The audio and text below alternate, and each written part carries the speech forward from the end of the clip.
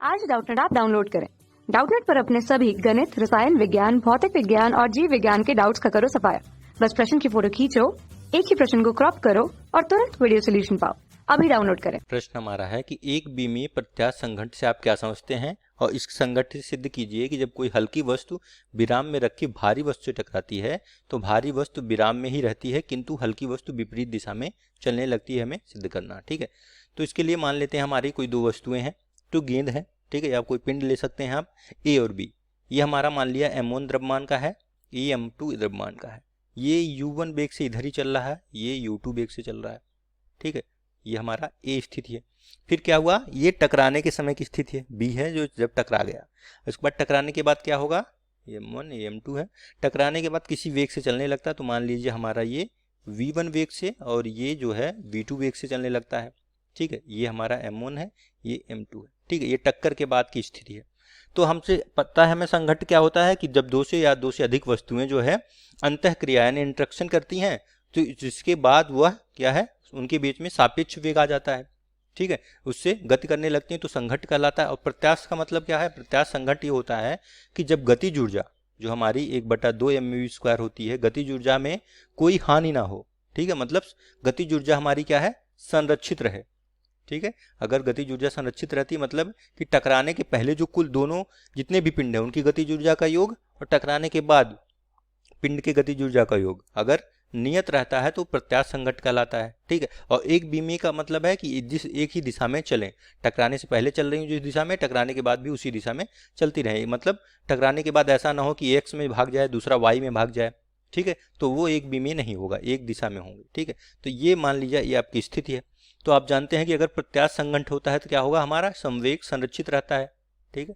तो संवेग संरक्षण से, क्योंकि उन पे और कोई बाह्य बल नहीं लग रहा है, तो इन पे संवेग संरक्षण हम लोग लगा सकते हैं, ठीक है। तो संवेग संरक्षण से क्या होगा, हमारा पहले टकराने से पहले संवेग यानी कि हमारा m1 u1 plus m2 u2 ये बराबर क्या होगा, ये बराबर हमारा हो जाएगा टकराने के बाद m1 v1 plus m2 v2, टकराने के बाद का वेग, ठीक है।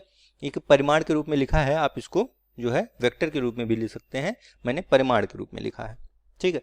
ये मैं समीकरण 1 लिख दे रहा हूँ। और हमारा चूंकि प्रत्यास्थ संघट्ट है, मैंने आपको बताया, तो हम लोग क्या है, गतिज ऊर्जा, पूरे निकाय की जो गतिज ऊर्जा है वो संरक्षित रहेगी, कि जैसे मैंने आपको बताया कि कोई भी ऊर्जा की हानि नहीं होगी, ये हमारे नियत रहेगी, ठीक है।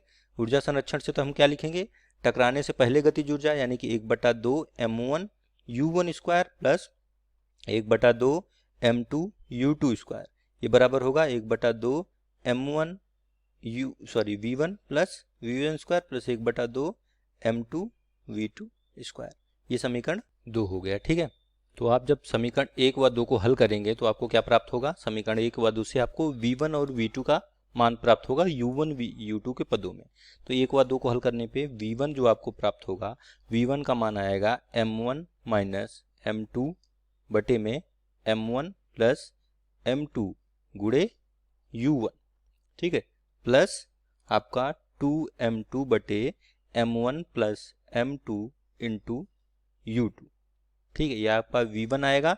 और इसी प्रकार से v2 आपका आएगा 2m1 बटे m1 प्लस m2 गुणे u1, ठीक है, प्लस आपका आएगा m2 माइनस m1 बटे m1 प्लस m2 गुणे u2, ठीक है। इसको चाहे समीकरण 3 व 4 लिख सकते हैं आप, ठीक है। अब अपने प्रश्न पे आते हैं। हमसे कह रहा है कि एक भारी वस्तु है, ठीक है। इसके लिए सबसे अच्छा एग्जाम्पल है, हम लोग ले लेते हैं एक कोई दीवार है, ठीक है। ये दीवार ले लिए और मान लीजिए ये दीवार हमारी क्योंकि भारी है होती है, और ये मान लीजिए कोई गेंद है जो कि किसी वेग से चल रही है, ठीक है, किसी वेग से। ये दीवार है, ये रुकी हुई है क्योंकि हमें दिया है कि दूसरी वस्तु जो भारी है वो विराम अवस्था में है। तो इसका द्रव्यमान अगर m1 हो और u1 से आ रही हो और इसका द्रव्यमान m2 हो तो यहाँ पे u1 तो क्या होगा, शून्य होगा, भारी वस्तु है ये। और m1 जो है, सॉरी m2 जो है बहुत बड़ा है m1 से क्योंकि ये भारी है, दिया हुआ है, ठीक है, कोई ये आपकी गेंद है। अब टकराने के बाद क्या होगा, तो यहाँ से जब आप मान रखेंगे इसमें, ठीक है, तो यहाँ से v1 हमें निकालना है, ठीक है। चूंकि v2 आपका शून्य हो जाएगा, टकराने के बाद दीवार है तो ये तो इसके सापेक्ष इतनी भारी है कि यहाँ से नहीं खिसकेगी, मतलब वहाँ से घूमेंगे नहीं, तो v2 एक तरह से आपका जो है वो भी शून्य होगा। तो हमें केवल क्या निकालना है, v1 निकालना है। v1 में हम लोग मान रखेंगे, ठीक है। अब देखिए यहाँ पे हमारा m2 इतना बड़ा है m1 की सापेक्ष कि हम लोग क्या कर सकते हैं, m1 को नेग्लेक्ट कर सकते हैं, ठीक है। चूंकि हमने यहाँ पे लिखा चूंकि m2 बहुत बड़ा है इसलिए m1 की उपेक्षा कर देंगे हम लोग m2 के सापेक्ष, ठीक है। तो m1 को 0 एक तरह से मतलब हटा देंगे, तो यहाँ पे माइनस m2 आ जाएगा, तो जाएगा माइनस m2 बटे m2 इंटू u, ये है v1, v1 बराबर u1, ठीक है।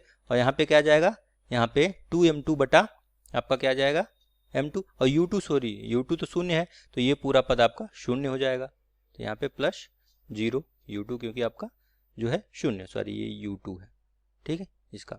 तो यहाँ से क्या हो जाएगा आपका m2 से m2 कट जाएगा, v1 जो आ जाएगा माइनस u1 है।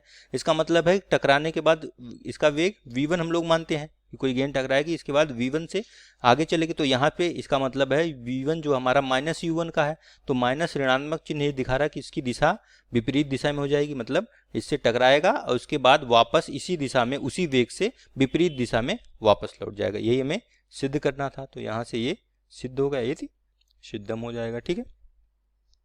कक्षा 6वीं से 12वीं से लेकर नीट, IIT, JEE वो एडवांस के लेवल तक 1 करोड़ से ज्यादा छात्रों का भरोसा। आज ही डाउनलोड करें डाउटनेट ऐप या व्हाट्सएप करें अपने सारे डाउट्स 8400 400 400 पर।